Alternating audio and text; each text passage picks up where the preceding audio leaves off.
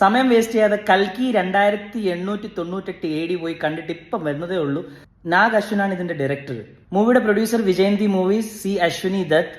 Cast ആണെങ്കിൽ ഒരു load cast ആണ് ഇതിനകത്ത്. അമിതാഭ് ബച്ചൻ, ദീപിക പാദുക്കോൺ, ദിശ പാട്നി, ബുജ്ജിയുടെ വോയിസ് കൊടുത്തേക്ക് നമ്മുടെ കീർത്തി സുരേഷ് ആണ്. മലയാളം ആക്ട്രസ് അന്ന ബെൻ ഉണ്ട്, ശോഭന ചേച്ചി ഉണ്ട്. പിന്നെ ഒരു ഗസ്റ്റ് റോൾ ആയിട്ട് നമ്മുടെ DQ വരുന്നുണ്ട് 5 മിനിറ്റത്തേക്ക്. പടത്തിന്റെ ബഡ്ജറ്റ് 600 കോടിയായിരുന്നു. എങ്ങനെ ആവാതിരിക്കാന്. മ്യൂസിക് എനിക്ക് ഒട്ടും ഇഷ്ടപ്പെട്ടില്ല.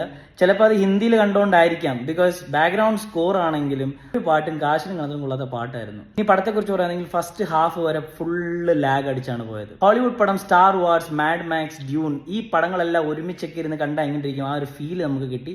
പ്രൊഡക്ഷൻ ടീം നന്നായിട്ട് കാശ് ഇറക്കിയിട്ടുണ്ട്. ദിശ പാട്നിയൊക്കെ എന്തിനാണ് ഈ പടത്തെടുത്തെന്ന് അറിഞ്ഞൂടാ. പ്രഭാസിന്റെ ഇന്റർവെൽ വരെയുള്ള കുറെ ചളി കോമഡീസ് ഒക്കെ ഉണ്ട്, സലാറിലുള്ളതുപോലെ തന്നെ. അമിതാഭ് ബച്ചൻ പൊളിച്ചടുക്കി. Deepika was also awesome.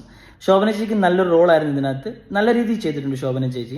നമുക്ക് എല്ലാവർക്കും അറിയാവുന്ന കഥയാണ് കൽക്കി അവതാരം വരാൻ പോകുന്നത്. കൽക്കി അവതാരത്തിനെ കുറിച്ചുള്ള പടമാണ് ആക്ച്വലി. 5 ഇതിനൊരു 3 റേറ്റിംഗ് കൊടുക്കാം. ബാഹുബലി, RR എന്നൊക്കെ പറഞ്ഞ പോലെ ഇങ്ങനെയുള്ള ഒരു പടങ്ങളൊക്കെ നിങ്ങൾ എന്തായാലും പോയി ഒരു പ്രാവശ്യം തിയേറ്ററിൽ പോയി കാണുക. ബിക്കോസ് അത്രയ്ക്കും കാശ് ചെലവാക്കി എടുത്ത പടമാണ്. ടെക്നിക്കലി നമ്മൾ നോക്കുകയാണെങ്കിൽ പടം സൂപ്പർവായിട്ട് ചെയ്തിട്ടുണ്ട്.